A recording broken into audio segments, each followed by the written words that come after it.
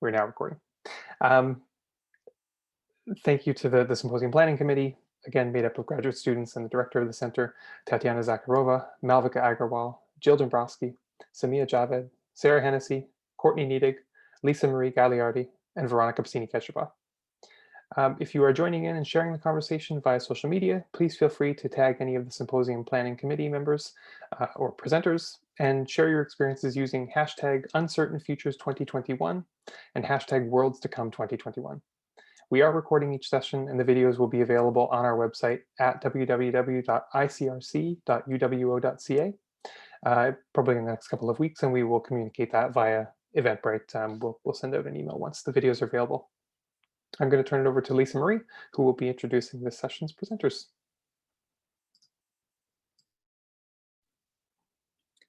Thank you, Corey. Hi, everybody. Thanks again for joining us. I have the pleasure of moderating this session and introducing the speakers. Just to mention again, since some people have joined us just now, throughout the session, you can feel free to pose your questions in the Q&A function at the bottom of your screen. And at the end of the session, I will read out the questions for Vanessa, Carla, and Adrianne. Comments are also welcome. The interlocutors for this session are Carla and Adrianne. Together, they will weave questions through a dialogue with Vanessa, our session speaker. Carla Ruthes Coelho is a Brazilian educator and a PhD candidate in the Faculty of Education at Western University. She started her career as a language teacher in Brazil, working with learners from elementary, secondary, and undergraduate levels. In Canada, since 2014, she became involved in the field of early childhood education as an advocate and as an educator. Her research interests are literacies, subjectivities, and early childhood curriculum. Her current research analyzes the treatment of gender and sexual identities within Canadian early learning frameworks through a social justice and a gender expansive lens. Adrianne Bacelar de Castro is a Brazilian educator as well, with years of experience working in elementary and secondary schools in Brazil. She is based in London, Ontario, where she's pursuing a PhD in education at Western University. Her master's thesis is inspired by common worlding pedagogies and thinking with materials and more than human others in our shared worlds. Her research works towards enacting more collectivist, inclusive, and livable futures in the Anthropocene. The session speaker, Vanessa de Oliveira Andreotti, is a professor and the Canada Research Chair in Race, Inequalities, and Global Change at the University of British Columbia. She is also one of the founding members of Gesturing Decolonial Futures Collective. I'm also just posting those links in the chat as well for you to explore further. The first piece I read of Vanessa's work was a chapter in this book that some of you may have seen, titled Renegotiating Epistemic Privilege and Enchantments with Modernity, the Gain and Loss of the Entitlement to Control and Define Everything. In this chapter, Vanessa ends with possible questions for education and curriculum. There are three that have stuck with me in my work. Some of these three are, how can we resist hegemonies without transforming our own resistance into a new hegemony? How can we counter salvationism without crushing generosity and altruism? And lastly, how can we defy the demand for uncomplicated solutions without producing paralysis and hopelessness? Drawing on critiques of colonialism and human exceptionalism, Vanessa's research examines the intersections of historical, systemic, and ongoing forms of violence in the material and relational dimensions of unsustainability within modernity. With this in mind, Vanessa focuses her research on building bridges between different streams of contemporary theory and debates on globalization, diversity, and teaching practices. Her work in teacher education conceptualizes education as an expansion of frames of reference and of fields of signification with a view to expanding possibilities for ethical solidarities. Her research is part of a broader initiative to foster ethical forms of globalization and works to ensure that education leads to better informed citizens and to more socially accountable forms of representation and engagement on global issues. Quoting from her UBC profile page, Vanessa describes her academic work as a commitment, quote, to protecting the public role of the university as critic and conscious of society, and as a space of independent, multi-voiced, critically informed, and socially accountable debates about alternative futures. And with that, I hand it over to Adrianne and Carla. Good afternoon, everyone, and thank you, Lisa, for introducing Vanessa. And before we start with our conversation with Vanessa, I would just like to explain a little bit again how we organized this session. And like Lisa said, we'll begin with a dialogue with Vanessa to understand more about her work in the Gesturing Decolonial Futures Collective. And after this conversation, Vanessa will be inviting us all to participate in an imaginative and speculative exercise called Education 2048. And this is an illustration of what Vanessa calls death education. And in the end, we'll have a space for the questions like Lisa mentioned. And so to begin, I would like to give Vanessa a space so she could tell us more about herself and to talk about the space where she works and does her research. Thank you, Adrianne. Thank you so much for this introduction. I feel very humbled, actually. Yeah, emotions are high. Let me put it like that. I think the best way to start this conversation is with a land acknowledgement. And the land acknowledgement that I learned is coming from Brazil. So I was born in Brazil also. And I come from a mixed heritage family where my dad has German ancestry. My mom has Guarani ancestry, which is an indigenous group in Brazil. And as I was searching for connections and relations in Brazil, and I went to my mom's community, the land acknowledgement that they taught me there is different from the land acknowledgement that we're taught here, but it also encompasses what we need to do in the land acknowledgements here. So I'll start with that, and it's a long acknowledgement, so sorry about taking the space to do that, but it's important. So it's 4 acknowledgements, actually. The first one is the acknowledgement of the land as a living entity, not property or resource. And these acknowledgements is important because with it, we have to acknowledge the harm that that the land is suffering right now. And the land is perceived to be a metabolism that we're also part of. So the harm we inflict on each other and the harm we inflict on the land is also the harm we're inflicting on ourselves. The second acknowledgement is the acknowledgement that our ancestors have conspired for us to be together today. And with that acknowledgement too, there is an acknowledgement of the history of us being here, and also the violence that is necessary for us to be here, including the violence that is involved in the mining of the minerals for the computers that we are using today. The third acknowledgement is the acknowledgement of those who have made this possible. So I'm speaking from the Musqueam Reservation. I'm a tenant at the Musqueam Reservation, and UBC is located on unceded ancestral Musqueam lands. So I need to acknowledge that me being here depends on the generosity of Indigenous people of allowing me in that territory, but also on my family that is not having time with me right now. And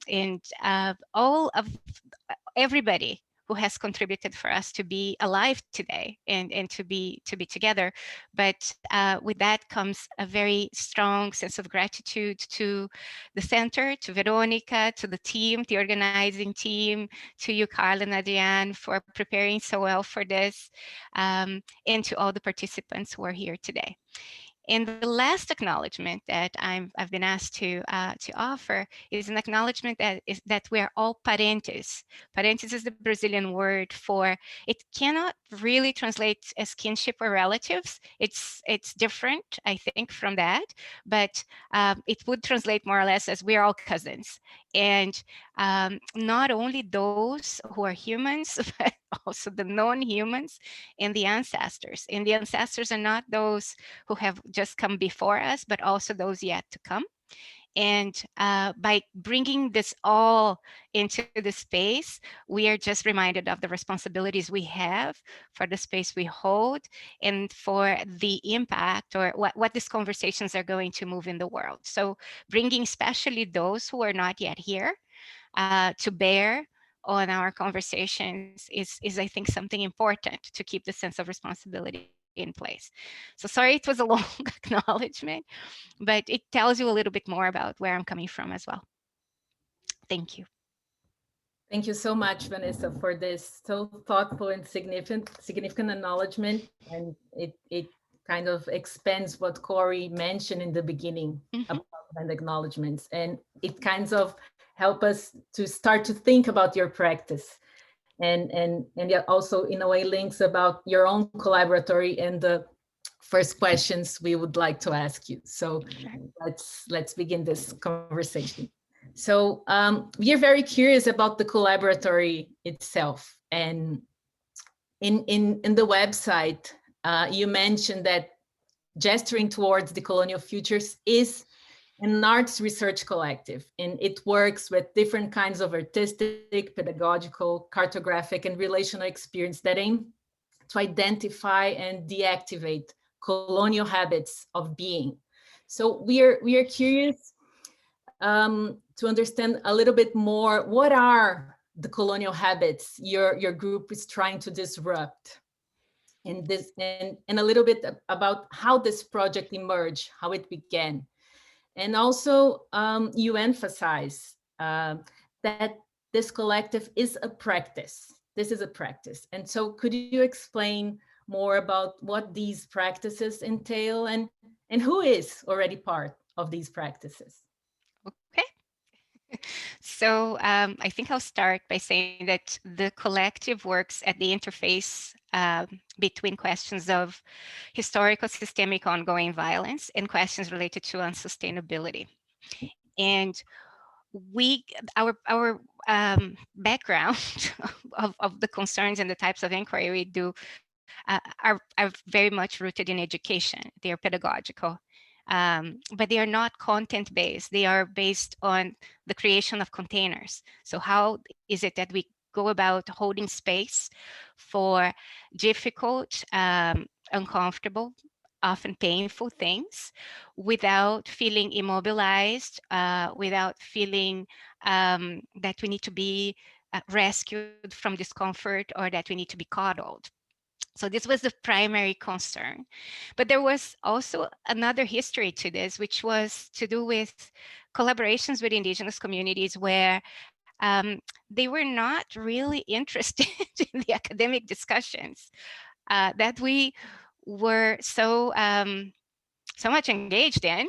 Their practice was very much to do with things about the body, about stamina, about the unconscious. So we were 20 or more than 20 years ago, we started to learn about that, and start to understand that there's a gap between our priorities, sensibilities, and concerns in academia and what these communities felt were their priorities, sensibilities, and concerns.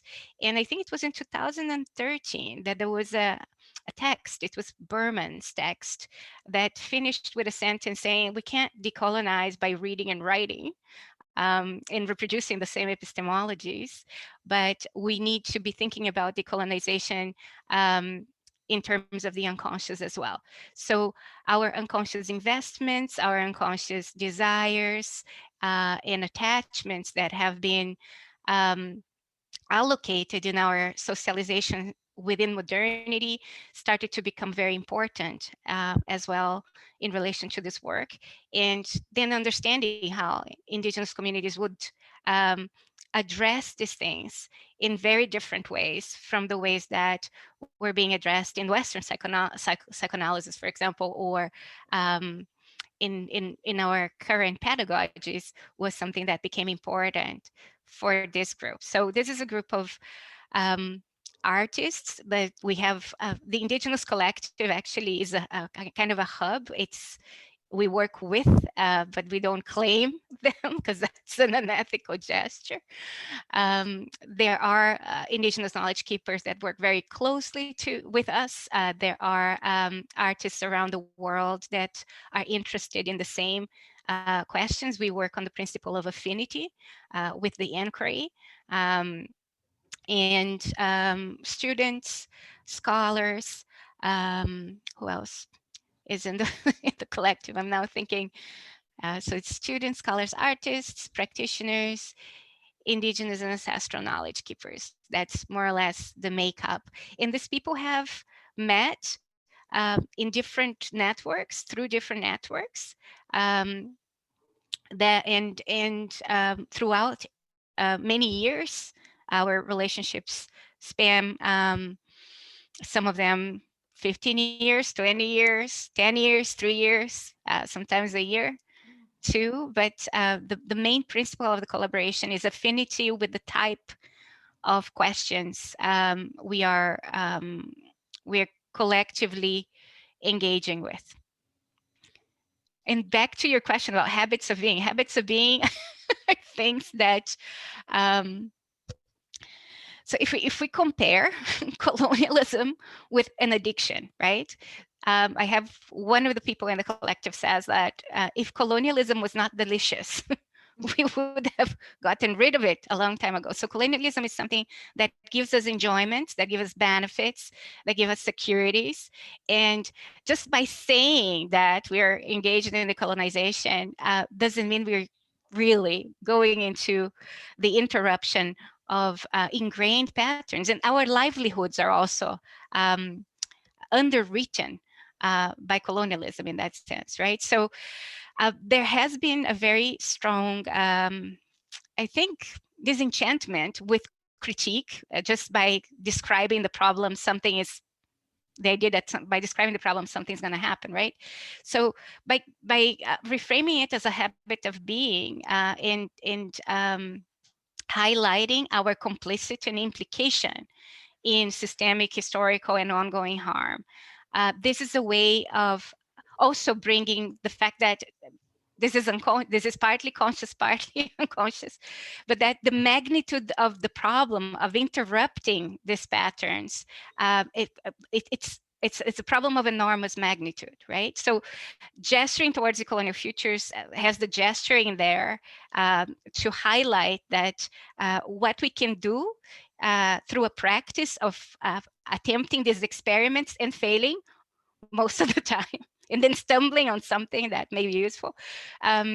It's a way of humbling ourselves too, and having a much more modest and sober, but also less self-congratulatory, and less self-celebrating approach to this issue that may engender a different kind of politics that is more based on honesty, humility, hyper self-reflexivity, in a pinch of humor as well. Because if you're dealing with very heavy issues, you will need a container where we can have also lightness and joy to be able to do that. What we say, to be able to compost individual and collective shit, we will need to create a container where we can hold each other and have each other's backs. And in the context that we live today of cancel culture and different types of ideological wars, this is actually even more important, right? We need a container where we can hold the complexity, the uncertainty, the paradoxes, our own complicities, and be very vigilant to attempts to enact righteousness. And sometimes it is important, I'm not discounting it, but some attempts to enact this righteousness can become extremely arrogant and reproduce, again, the same kinds of existential injustices that we see reproduced everywhere. So the practice that I'm talking about is based on this 4H: humility, hyper-self-reflexivity, honesty, and humor. We talk a lot about experiments and a lot about failure, and the colonial habits of being are things that are ingrained in our unconscious and our conscious, that can be comparable to addictions, and that would require something akin to the interruption of addictions for us to be able to get out of. And this means we can't think our way out of it. It's a practice. We can practice ourselves out of thinking, but we can't think ourselves out of a habit. So this is more or less what we do in the collective. Hi, Vanessa. Hello. Thank you for joining us today, and thank you everyone else for being here with us today. And thank you for the very thoughtful answer to our question that really explains the goals and the reason why the collective got together. That was really, really helpful to understand your work. And I think it's really nice that you're talking about colonial habits, because it's very easy for us to think of colonialism or colonization as something from the past. Mhm. But speaking of colonial habits helps us to realize that it's the effects of colonialism are still very present in our daily lives, right? Some people are still benefiting from it. Some people are hurting from it. Some people, most of us are hurting and benefiting at the same time. Mhm. Another thing that Adrianne and I were talking about while reading your work is that we were very interested in the use of metaphors. And we have talked about that in a previous day. That is very interesting. We talked about universal language usually being considered English, but the use of metaphors or the use of images are so powerful, and they are other modes of expressing that are really refreshing, especially to read in academic articles, for example. It's very nice to be reading an article and seeing and visualizing the ideas. So that was very striking to us. That was very nice. So the next question that we are going to ask is in relation to the metaphor of the house of modernity. You use the term modernity/coloniality, marking the fact that modernity cannot exist without acts of violence such as expropriation, extraction, genocides. And in the collective, you use a visual map that you call the house modernity built. Can you explain your ideas about modernity and coloniality, and tell us how this visual map of the house, the modernity built, can help us to think about possible decolonial futures? Yes, I'll just put the link to the zine on the chat. Oh, that is great. I had it prepared. So the collective uses, because of the psychoanalytic mode of engagement with this, we understand that whenever we put in front of people information that either is way too complex, or that negates their self-image or negates the education they had, especially in relation to violence and unsustainability, if you use rational argument for this, you enter a debate that is very egological. It's to see who's got the truth, and it becomes a competition for the truth. When we use images and metaphors to do this work, and cartographies as well, social cartographies, you can bypass these defenses and really invite people into a very different space of engaging with the issues, right? So the House of Modernity is one of these attempts, and it was something that started just this the drawing, the doodling of a house on top of a planet, slightly bigger than the house itself. And the house, with this idea, the house expanding and exceeding the limits of the planet, and we called it the house modernity built.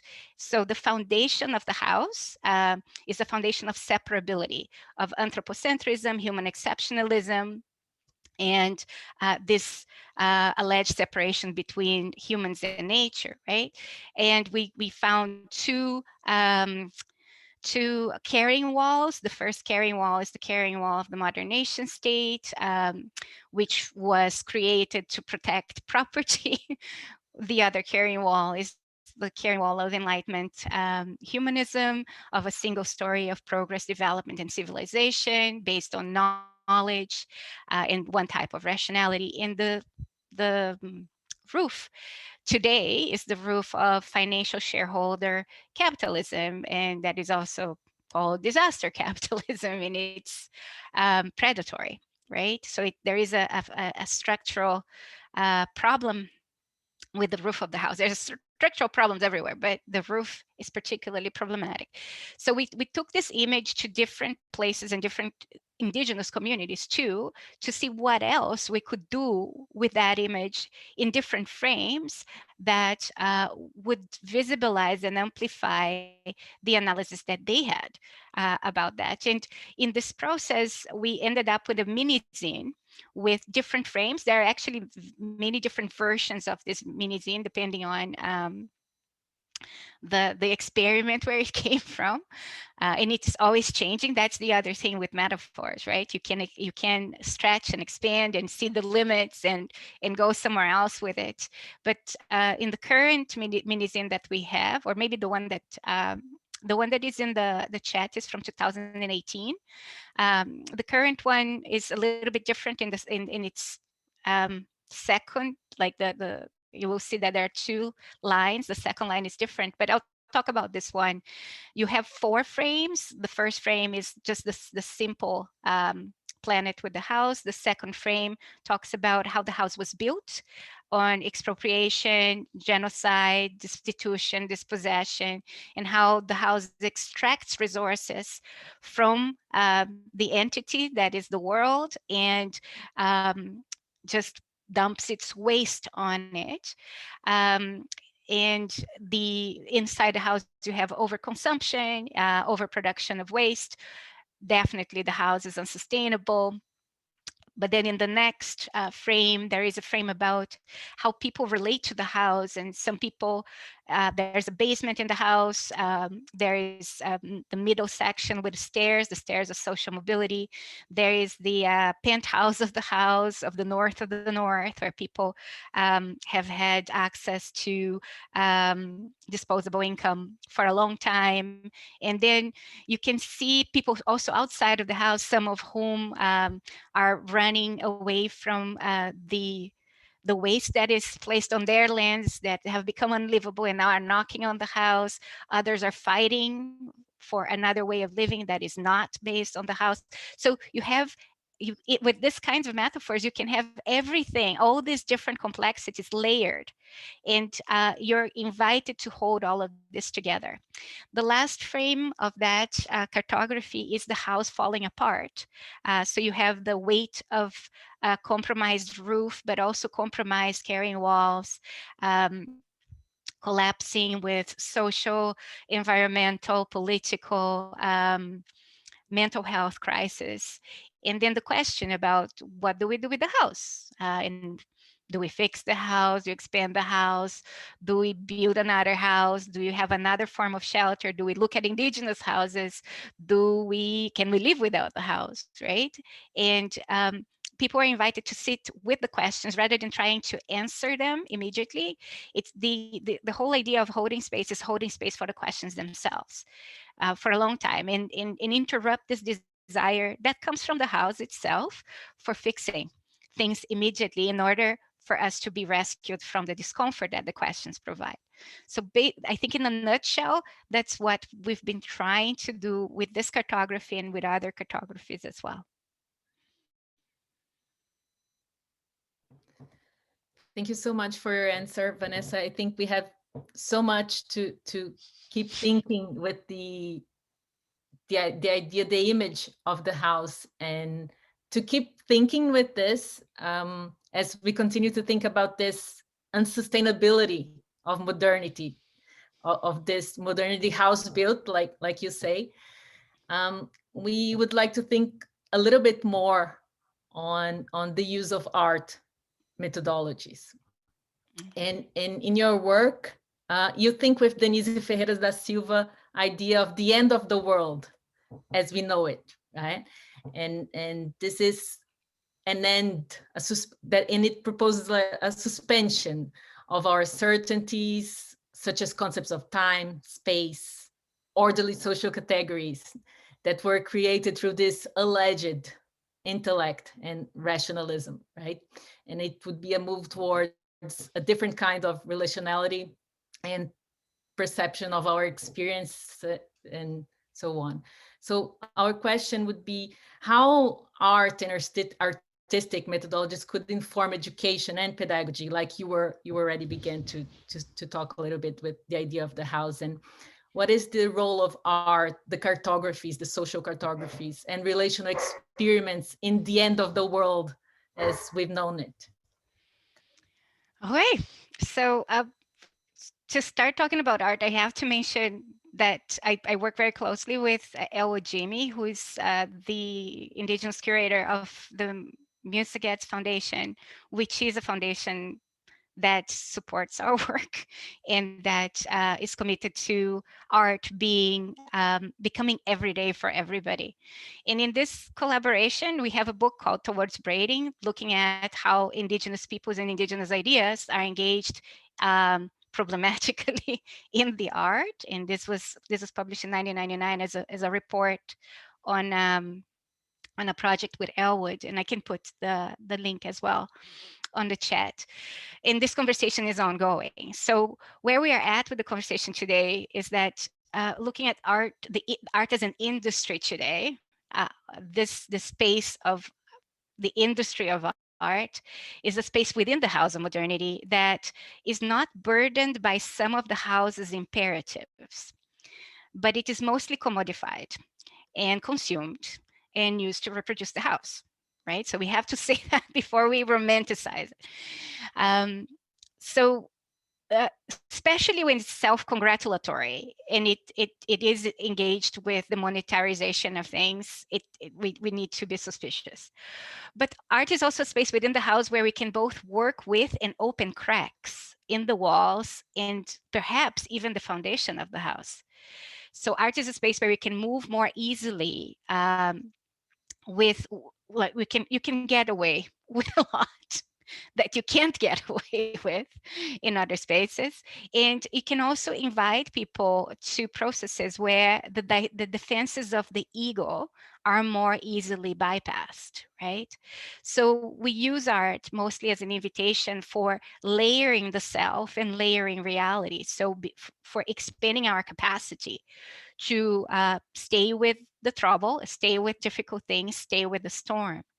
But we also lately have been talking more and more about using art as a way of walking a tightrope between desperate hope and desperate hopelessness.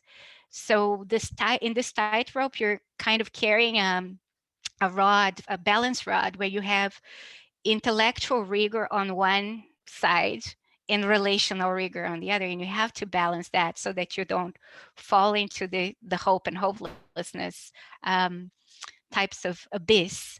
And in this tightrope is where we learn to walk with honesty, like with staying with the realness of things, not trying to be coddled or run away from it. So it's honesty, humility, humor, and hyper self-reflexivity. So we've been using art as a way of learning to walk that tightrope. Thank you so much for your answer. I think that that question or that idea of honesty is very important. It connects really well with the next question. And also speaking of worlds ending and our situation right now with the pandemic, and speaking of relationality, the importance of us recognizing that we are all connected with one another. Our next question is related to difficult questions and difficult conversations. In your most recent work, you mentioned that how the pandemic has drawn attention to this period of uncertainty and multiple crises that we are entering. It includes racial, colonial crisis, climate crisis, just to name a few. You also mentioned that instead of looking for quick fixes or feel-good solutions, it might be generative to open up spaces for conversation about painful and uncomfortable issues. We really enjoyed this idea that you mentioned of being in the eye of the storm, again, metaphors, and to sit with uncertainty. So we have two questions in one. How can we create conditions for difficult conversations with others when it's so much easier to just talk to people that agree with us all the time? And what do you see that those difficult conversations can generate, how generative they are, and what is their potential? Okay, so the eye of the storm, we use the eye of the storm as a way to talk about the fact that in the eye of the storm, if you move too fast, you get caught in the vortex or vortexes. If you move too slow, you also get caught in the vortexes. Now my dog, Keisha, is dancing for us near the door. So maybe she has something to say about the vortexes. So probably vortex of hunger right now. Yeah, I know. So in this space, we talk about it as a space where we hospice, learn to hospice with integrity and dignity that which is dying, and learn to assist with the birth of something new, undefined, and potentially, but not necessarily wiser. And in this space of difficult, this is a space where we have to have the capacity to hold space for everything that has happened, and for everything that is being born, for everything that's dying and everything that is being born. So in that sense, I think the invitation in the eye of the storm is for a deeper decolonial sense of sobriety, which is the interruption of addiction, especially the addiction to consume stuff, and also knowledge, experiences, relationships. It's also an invitation for maturity, a deeper sense of maturity, where we stop self-infantilizing, and we recognize that modernity rewards this self-infantilization. It's also an invitation for discernment, which is a different way of relating to reality, where the imperatives for coherence and certainty and control, and also authority, arbitration, these are all bracketed and engaged with very differently. And it is also a call for accountability, but not accountability as a choice, and a choice out of that is convenient, or an intellectual choice, but a form of visceral accountability, where the next responsible thing to do doesn't depend on it being convergent with your self-interest, right? So how do you, and this is coming also from Indigenous people, saying that in Western cultures, we think, in education, we think that we change the mind and then everything else, but you convince people and people go with you with their behavior. But they say that in their practices, they change the gut. You need to change the gut first, then there's a process of this affecting your heart and how you feel and how you sit with this pain and how you can connect and unnumb to the pain of the world. And the head follows that rather than the other way around, right? So what these conversations can do is that they may be able to allow us to assist with the birth of a different kind of politics that is not based on different forms of human exceptionalism or exaltedness, like this need for being seen as amazing, which is based on the -1 + 1 sense of the self. I'm either worthless or I have this plus, I have to be more than somebody else. So it's 5 E's, not human exceptionalism, not exaltedness, not the expansion of entitlements, especially colonial entitlements, not the empowerment of the ego, and not emancipation. Because the part of the problem, I think, with emancipation is that if we think about emancipation, especially in the ways that modernity has conditioned us to think about emancipation, when we think that the problem is outside, we externalize the problem and we need emancipation from it. It's a very easy way to get us get us not to face the responsibility for our complicity in the bigger disease that is happening, and in placing ourselves in a space of innocence and absolution where we can justify more autonomy, authority, arbitration, and the cycle starts again. So in the long run, I think what we are thinking about and trying to imagine is what would this politics not based on these things look like, and what could a politics based on decolonial notions of sobriety, maturity, discernment, and accountability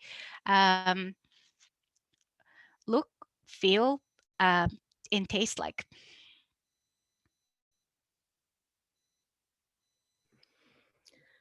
Thank you so much, Vanessa, for bringing this idea of really sitting with these uncomfortable situations. And in a way, I hope that our conversation is engaging people to do the same and making people uncomfortable. I think that's important, and we need to really be moved and think with all this, and really sit with those uncertainties and think that we are not the best, unique, and exceptional, like you've said.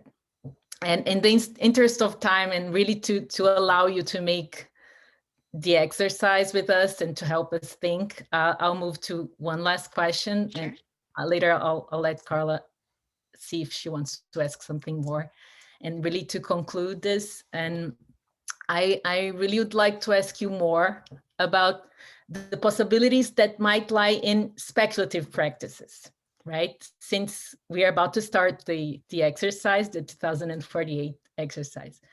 And actually in my own work, I have been thinking and I have been very curious about how apocalyptical or end of the world fantasies might take our imaginings beyond the present and what might to come, right? And I believe that this critical imaginings might form and might be a form of envisioning and making and otherwise like futures possible. And you mentioned in your work that traditional education has almost trained us, and I would say has trained us in a way to look for those single solutions to complex problems. And through this traditional perspective in education, we perceive, like we were saying here, humans as this exceptional beings separate from nature, capable of acting upon it and without much reciprocity, right? And as an alternative to that, you mentioned that we are all entangled and humans alone cannot create new things. Neither we as individuals have the power to transform the world alone. So could you explain and talk a little bit more about the four denials that you mentioned that we've been accustomed to, and how the speculative and imaginative aspect of your work could help us face them? Okay. I think first I will just mention something about what you're talking about in terms of engagement with apocalyptic scenarios. For us, it's the invitation, and it's the invitation in relation to the engagement, not necessarily the content that does the work. The content is a stimulus. The crucial thing, the crucial pedagogical thing is what you invite people to do, and we will see that highlighted in the exercise too, that we're going to do in a minute. There is also something that pops up very often, which is the romanticization of humanity. The work of Sharon Todd talks about that, and that really is the bias that really comes through whenever you're trying to do this speculative exercise. People want they are conditioned to want certain things out of them. And one of the things that we have done before is to try to break that romanticization. That Sharon Todd talks about the creation of the human and the inhuman. right? In this hope in the goodness of humanity. And she invites us to face humanity in all its complexity, in its spectrum of things, the good, the bad, the broken, the ugly, the messed up, right? So how do we invite that in the invitation to engage with the scenario? How do we interrupt the usual romanticizations that we have? And with the denials, it's the same. So our work usually starts from this, because it's psychoanalytical, we understand that in the unconscious there are certain things that are foreclosed or repressed. There are constitutive disavowals, and we mapped the disavowals of modernity as 4. The first disavowal is disavowal that of the fact that modernity is constitutive. For modernity to exist, colonialism, slavery, and constant exploitation, expropriation, destitution, dispossession, genocide need to be happening, right? This is not a side effect of something that went wrong with modernity. It's just that modernity is based on these things.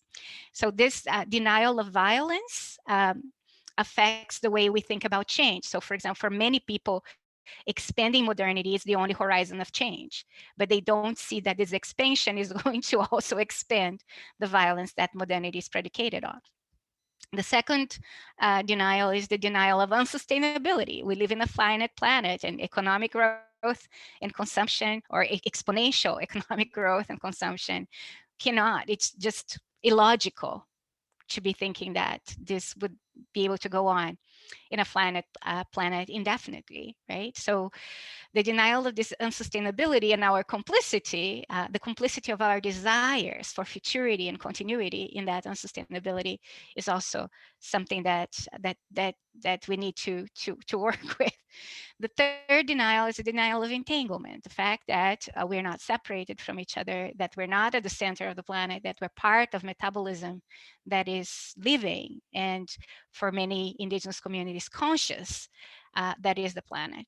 And for many indigenous communities, it's this consciousness that comes through us when we're doing art at its best, which is decluttering art, when we're taking everything, we are creating a space where this consciousness can dream through us, right?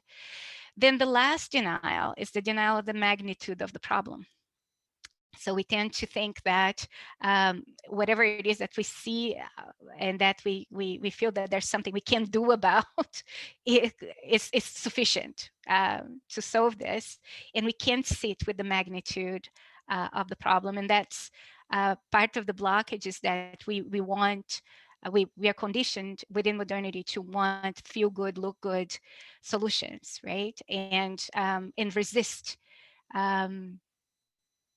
sitting with the trouble or staying with the trouble, as Haraway suggests. So a lot of the work of the collective has been about that part, like why is it that we're incapable within modernity's frameworks and institutions? We are not taught or equipped to stay with the trouble.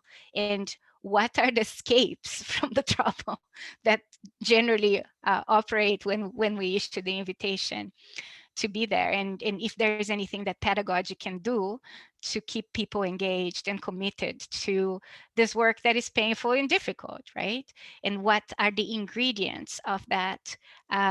It's not a formula, but it is a vibrational field that is needed for that work to happen. So that's the kind of thing that we do. Thank you again for your answer. That was very thoughtful. I would love to continue the dialogue, but because of time, the social construct of time, and to be respectful to our audience, because I'm pretty sure that they have lots of questions and they'll have an opportunity to ask questions at the end. We are just gonna move on to the next piece, which is the exercise that you're proposing. But before doing that, I just would like to thank you so much for engaging with our questions today and engaging with all of us. I wanted to say that we appreciate so much the work that you do. We see it not only as a call for action, but also a call for introspection. And we really, reading your work and looking at your website, the videos and the people who you're engaging with, we can really tell that theory is practice and practice is theory. It's not separate. They are combined there together. And that is something that is really important to do, right? We cannot do things without thinking or feeling, and that is really important. And we also appreciate that your work asks us to realize that we're part of something much bigger. You talk about the earth being a metabolism and us being part of it. So that is also very important, and that we need to reconnect and work together towards decolonial futures. We have to be hopeful, right? And I'm sure that lots of us will continue to engage with those questions and those ideas as we continue with those conversations outside of the Zoom sessions. Now I'd like to open space for you to introduce the activity, the exercise that you're proposing, and please take the lead. Thank you. Okay, so I'll just share my PowerPoint. So this is called Education 2048, Head, Heart, Gut Experiment. This came about when we were asked at the collective was asked to participate in a conference in Berlin where they wanted to imagine what schools would look like in 2048. And we problematized that and said, why do we think that education is going to still happen through schools? It might not be the case. And we were also a bit skeptical of these exercises of future thinking, where we just want to focus on the possibilities and hopeful things and not understand the implications of the possible very hard things that we'll have to face together. So that's how it started. So we decided to create a scenario of a video conference call in 2048, exactly on the day when the Declaration of Human Rights, the UN Declaration of Human Rights was signed, as an exercise of looking back into what happened from 2018 to 2048. That was the basics of the exercise. And in terms of depth education, and sometimes people say it's death education, it could also be death education. Learning to relate differently to death is part of this, but education that invites depth is focused, as I said before, on what's the container for this, right? And what's the invitation. So I'll focus on that first, so that you have an idea of what people are invited to do as they engage with the scenario. So this depth education experiment is not trying to impart content or to offer a specific teleology, a point of arrival that we all should agree with. The exercise is neither descriptive or prescriptive. Instead, it intends to clear space and build collective capacity for us to reflect on the role of education in confronting the potential and or likelihood of social and ecological collapse in or beyond our lifetimes. The thought experiment invites you to observe the parts of you that desire to relate to this experience through logic, focusing on the accuracy of descriptions and feasibility of prescriptions presented in the exercise. The parts of you that desire to relate to the experiment through creativity, focusing on the artistic license and movement of the metaphors. The parts of you that want to relate to the experiment through the body, focusing on physical sensations and affective responses. And the parts of you who experience the exercise as a mixture of these modes of relating or others that may emerge. In other words, the exercise invites you to zoom out, taking a step away from yourself and to observe yourself observing with curiosity, but without investing emotionally in the reactions or resistances that may emerge towards the exercise. So when you asked me about how to create a space for people to be able to sit with that, which is difficult, that is one of the ways to invite, one of the ways to issue this invitation. So for the scenario, I will first ask Corey to start with the next slide. But you read it from the text. Wonderful. Thank you. Imagine today is 10 December 2048, and you are participating in a 3D virtual reality world Skype call with the intent to decide how we should educate our children and ourselves after the devastating impact of the events of the past 30 years, which were caused by human greed, arrogance, stubbornness, and unwillingness to learn from human wrongs. For our consultation, it is important that we remember A, what education is for, B, what the past has taught us, C, What made a difference to get us out of the mess? D, what we know now? And E, what we are still learning. We will review these together before starting our consultation. There are 1 billion people on this call, a third of the world's total population today. We will start by recalling significant events that happened in the last 3 decades.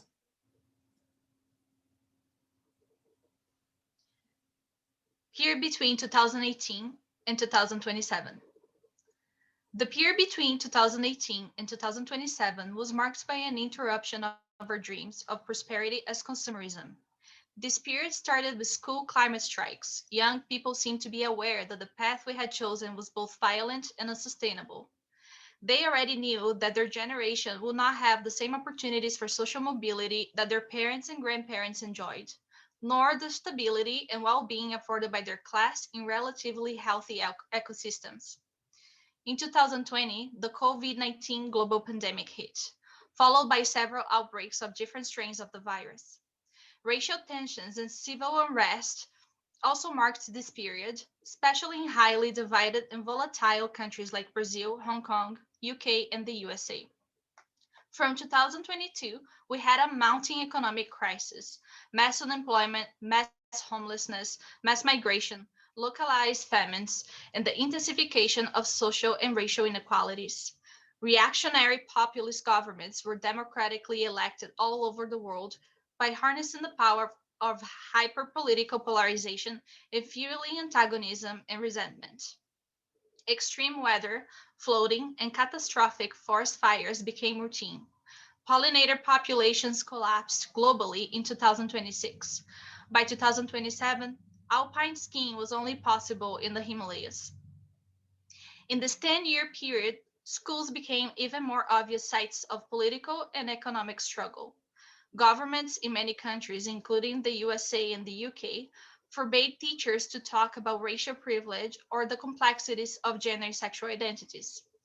Teachers were also prohibited to present anti-capitalist perspectives or perspectives that challenged accounts of history authorized by the state.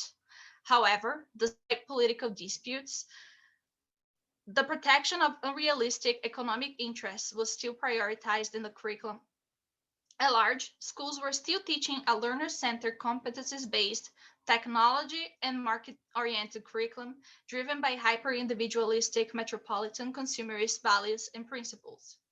By this time, curriculum, examination, and school social services have largely been outsourced by private companies.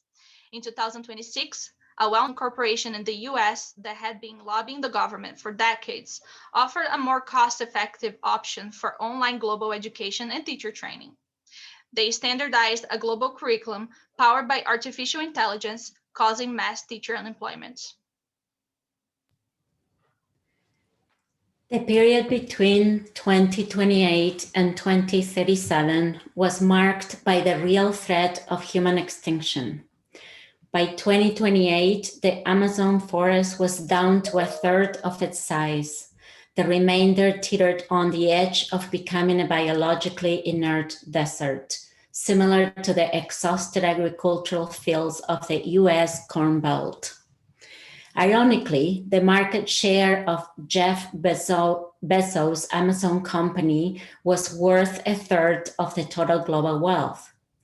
The average temperature rose 2.47 degrees Celsius across the globe. Previous mitigation efforts had been too little too late. All permanent ice in the Arctic was lost. All permafrost in Siberia melted, releasing methane and unleashing viruses and fungal strains that we were not immune to or prepared for. We had extensive desertification that led to massive crop failures that in turn caused the global food supply chain to break down. This resulted in the worst global famine ever experienced. There were also disastrous typhoons, hurricanes, tsunamis, making large areas uninhabitable. Many people were displaced. Borders were closed and militarized because of mass migration. Most states failed to sustain their welfare safety net, and many people were left without any government support for healthcare, sanitation, or waste management. Pensions and unemployment benefits also became a thing of the past as systems of wage labor floundered and mid-human range future forecasting had become impossible. Reactionary dictatorships were installed. Governments used mass surveillance and AI technology wrapped in the rhetoric of maintaining law and order to sweep away civil rights and freedoms and control citizen mobility. Torture and genocide against people and groups perceived as inconvenient increased at an alarming rate and became a normalized extension of police and military tactics. Nuclear and biological weapons were unleashed in wars. 5 factors contributed to unparalleled loss of human life during this time. 1 was unprecedented famines. 2, major viral and fungal outbreaks. 3, a global mental health crisis. 4, incurable new diseases caused by combined toxins and microplastics in food and water. 5, violent civil conflicts, including state-sanctioned violence, terrorism, and police brutality.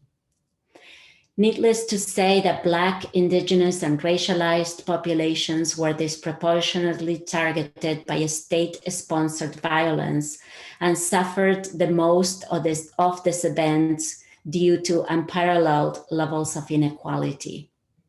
It is important to acknowledge that many of these people and communities had been experiencing these levels of trauma for generations and had been sounding the alarm for ages. But most of us were indifferent and focused on trying to sustain our way of life in spite of all evidence that it was deadly.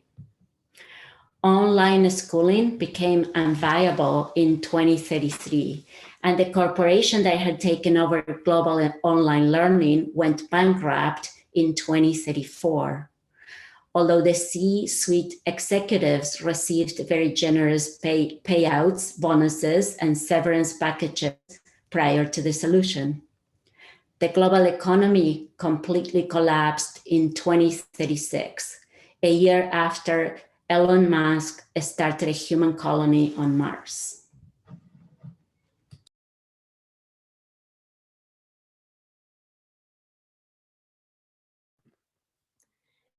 In the period between 2038 and 2047, we finally accepted that we were part of the problem and that we needed to get our act together, grow up, and engage with our messy and painful reality to avoid being wiped out.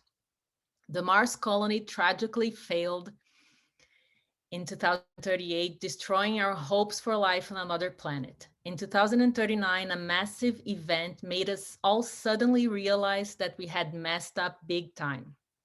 We realized that we were addicted to arrogance, consumption, unaccountable autonomy, and control. We realized that we needed mass rehabilitation. We grasped the gravity of the fact that we were only 3 billion people left on the planet. We understood that we had caused the extinction of 70% of all species and the extinction of all life in whole parts of the earth. And we were extremely close to causing our own. We recognize that the planet Earth is alive and we are part of its metabolism, not the center of the world or a special species. We also worked out that humanity is capable of both horrendous and wonderful things.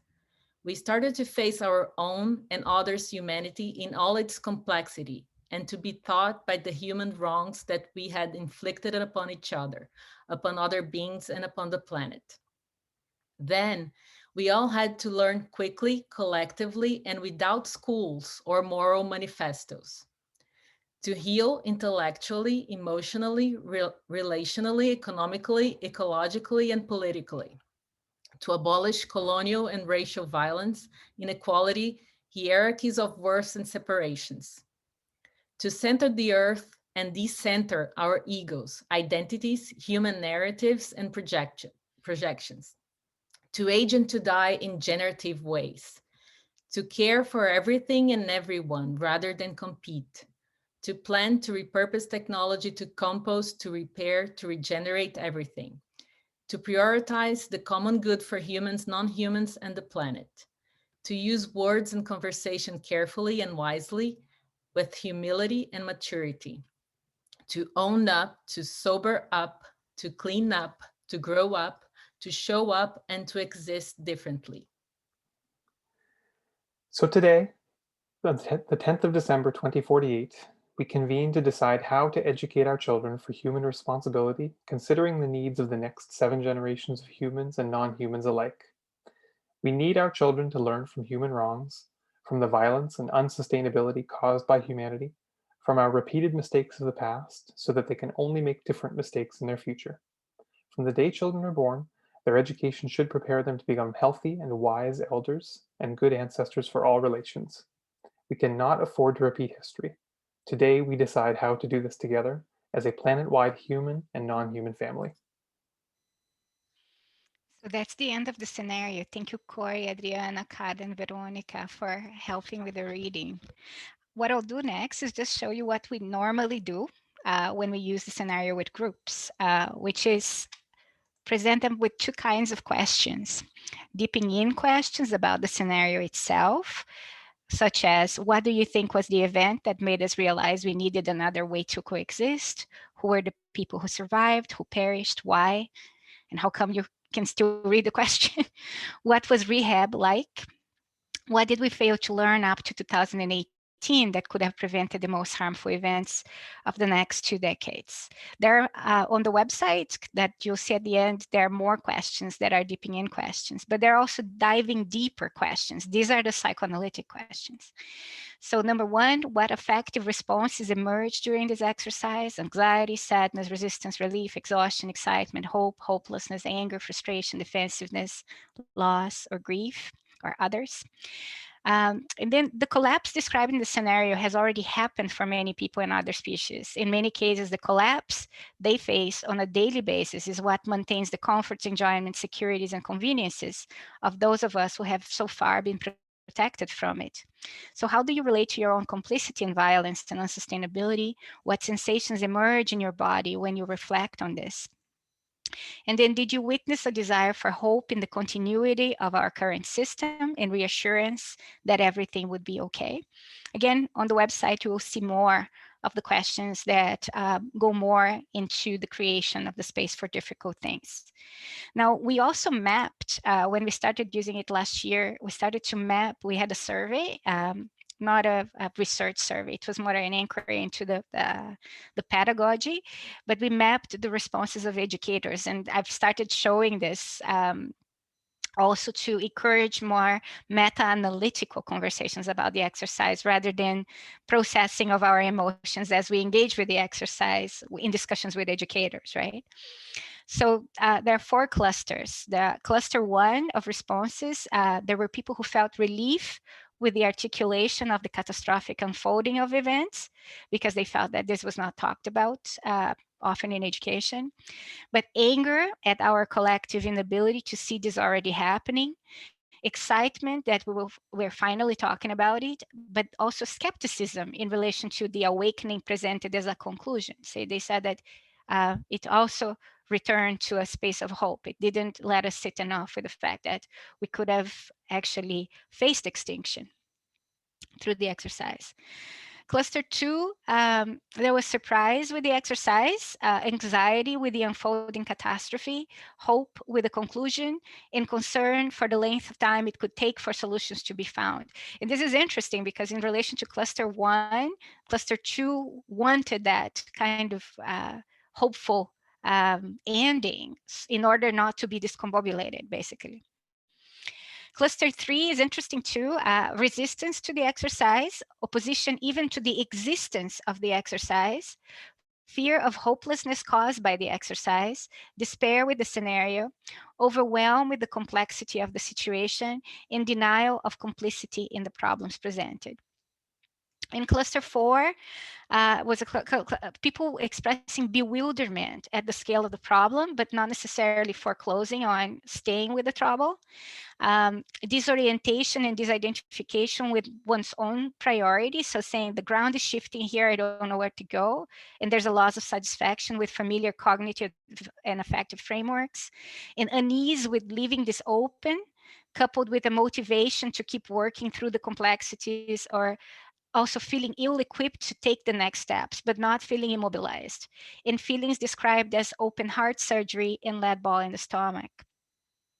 And for that, we generally use the tightrope. We bring back the tightrope of honesty, humility, humor, and hyper self-reflexivity for conversations about desperate hope and desperate hopelessness. So people looking for the right ideology or the right people, heroic authority, a special practice, a return to a place and time, like this nostalgic thing, versus what we call whateverism, hedonism, misanthropy, nihilism, and the banalization of brutality that is associated with hopelessness, right? So the conversations, we try to move the conversation towards balancing intellectual rigor and relational rigor in the tightrope of honesty, humility, humor, and hyper self-reflexivity. But we also use a practice of an artist called Dani D'Emilia called Radical Tenderness.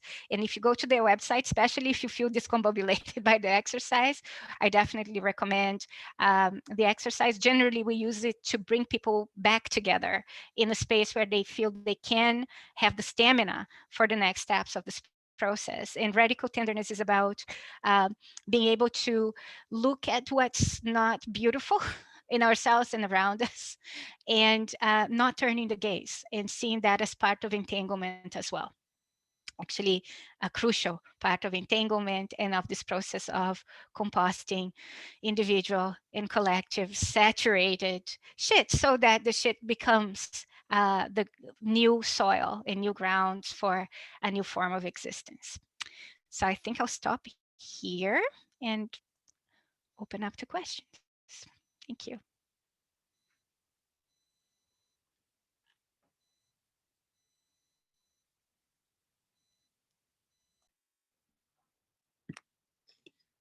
Okay, I think, so we have one question in the Q&A right now. I think maybe after that exercise, we need a little bit of a breathing space. I think I would probably put myself in cluster 1 with some feelings of anxiety and sadness after that.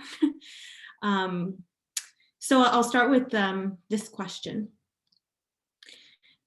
The question of repairing the house raises the issues of choosing investments, repairs versus reparations, and the external pressures to engage in those projects because of metaphorical rain and wind entering the house, causing more damage, which is uncomfortable to the owners, but also provokes appeals to universal values like good stewardship of resources, and the presumed need to have shelter during the storm and while building new structures. How do you address the anxieties, grief, and judgment provoked when the owner of the house realizes it can't and shouldn't be salvaged, and we must work together to recreate shelter fit for everyone, even while the storm rages? And the second question, what skills might we need to share with those in the dominant culture first to help them cope with / adjust to getting wet and getting to work at the same time?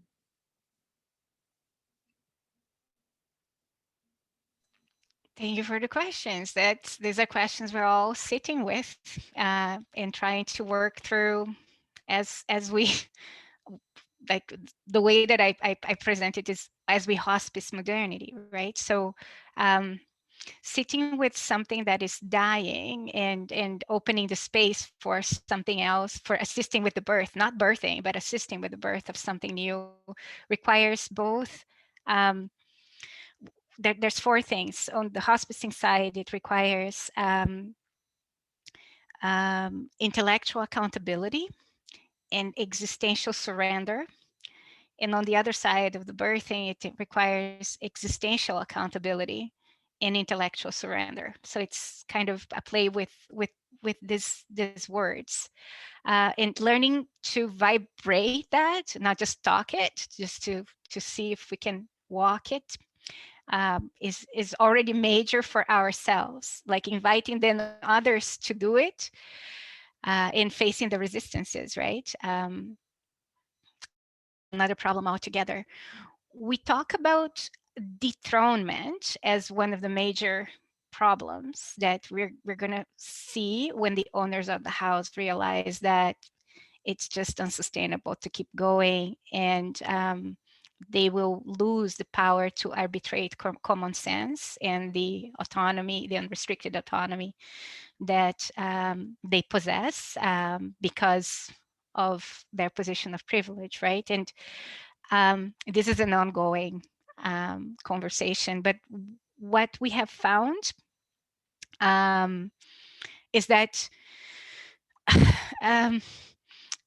clashing directly is important in certain contexts, but especially being grateful for those actually clashing directly, because those clashes over there allow more space and more flexibility for those doing work that is not the clashing, right? So in many ways, cancel culture can be extremely toxic, but it is also helping us have these conversations that we wouldn't have had otherwise, right? So it's dealing with the ambivalence of it and being in holding space for that. The other thing is holding space for the house being fixed as it is being put out of commission too, right? So how much do you invest, and you have to invest in things that are really falling apart and will fall apart on top of the most vulnerable? How do you invest in securing that or buying time? And how much do we invest in really assisting with the birth of something else outside in relation to this other shelter without like thinking that you're outside but you're still inside, like that's this thing about underestimating how much you're still in the house, right? Underestimating the problem. I've written a book that is coming out in September called Hospice in Modernity, where I've tried to think through my own learning, where I've started to identify the problems, and I try to retell some of the stories and some of the things I've learned from the indigenous communities too. But especially from the indigenous communities, a lot of the messages have been the need for neurogenesis, ontogenesis, so the activation of exiled capacities that are latent or that have been numbed or deactivated by modernity, that will have to activate again, so that we are not afraid of the things, of the storm coming and the winds and the thunder that will come, and that we can operate in a very different way. And they talk there in our network, they talk about 5 types of healing that are necessary. We started actually with the concept of justice that came from the literature, and they said, we don't want to work with justice. In Brazil, the communities in Brazil said, no justice, we want healing.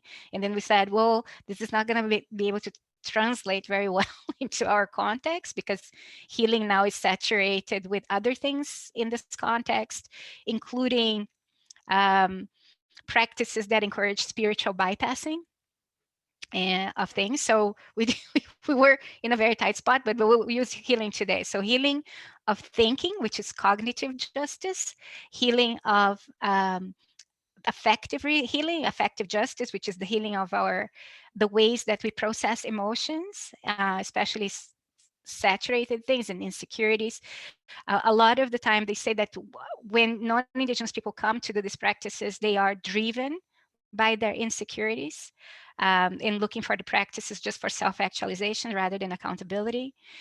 There's the healing of relations, including our relationships with ourselves and everything else, and seeing ourselves as part of a bigger metabolism. The healing of exchanges, so the interruption of accumulation and the creation of this the interruption of the creation of scarcity within this metabolic thing. And then the healing of cycles of life and death, which are related to how we actually face our temporality in this body and understand that we're not just this body. And that it's unnameable what it is that we actually are. And part of the problem is learning to sit with that unknowability, right? Both of ourselves and of the world, and be able to be interpolated and create space for that which is unknowable to operate through us. So there's no direct response to your question, unfortunately. There are just gestures and pointers. I acknowledge that as people feel dethroned, it's going to be really hard. In my book, there's a chapter on surrendering arrogance, which actually talks about academia and the need for us to realize that our arrogance is related to being perceived to be the smart ones, to having the stage, into wanting a captive audience and the applause of that audience. And unless we lose the satisfaction with that desire, we won't be able to even start to develop any other sensibility, and we won't be able to see how other people look at us, and even those who look at us as completely ridiculous, right, doing this. And the idea is to laugh with them at the ridiculousness and absurdity of everything we've been doing. And that's why humor is important, right? Rather than it being a guilt trip or a trip of shame that then throws people back into the worthlessness thing, which is caused by the separability of the foundations of modernity. We need to get to a place where we are all zero, right? We don't need to be -1 or +1. We are together in this, and we don't use collective space for validation and affirmation of our egos. We can actually see through the problem without having to coddle each other. That, I think, that is the first step. If we can do that, it's like when another metaphor we have is that what if the problem is that we have broken bones, like that's separability, right? That have kind of, they stay there and now it's infected. And instead of actually dealing with it, we put a Band-Aid and a plaster around it. And we think that, and then we take opioids, right, to numb the pain. And we think that we have a functional limb. But the task of actually dealing with this will require us to cut the plaster, rip the Band-Aid, scoop the infectious thing on top of that wound, re-break the bones to put them together again, right? So the level of sobriety, maturity, discernment, and accountability required is more than what we have been prepared for. Like, we're not necessarily equipped, but as they say also in the communities, as the waters rise, in a situation of a flood, it's only when the waters are at your hip that you can actually swim. And as the waters rise and we learn, or we are taught by people who have been swimming longer because they had no choice, we will remember that we are also the water, and that we can, the hope is in that, not in a teleology in the future. The hope is that we will figure it out as the storm arrives. Our bodies will remember that we are not just what we've become. Wow. Thank you for that response. And I appreciate so much the imagery and your use of metaphors that, you know, they just visually, like, you're able to visualize everything that you're saying, but also it resonates so much. My assumption is that everyone is spending time and sitting with your talk. And I see that we're at 3:30 right now. Adrianne and Carla, would you like to add anything before we close? Yeah, actually, I was wondering if I can ask one last question. Do we have time, Lisa? Well, we don't, but I think that might be okay. Go for it. Yeah.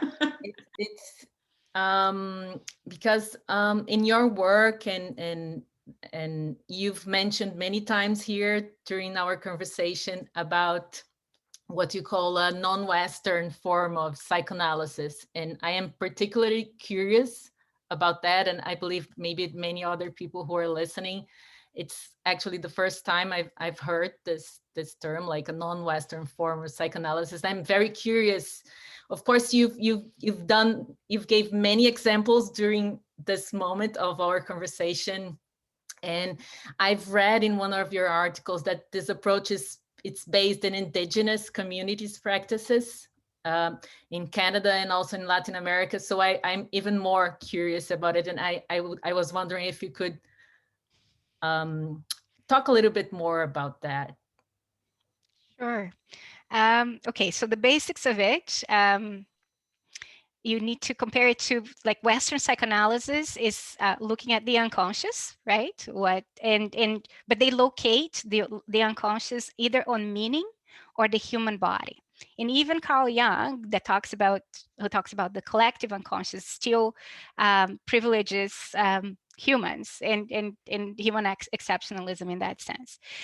In indigenous forms of psychoanalysis, the land is conscious.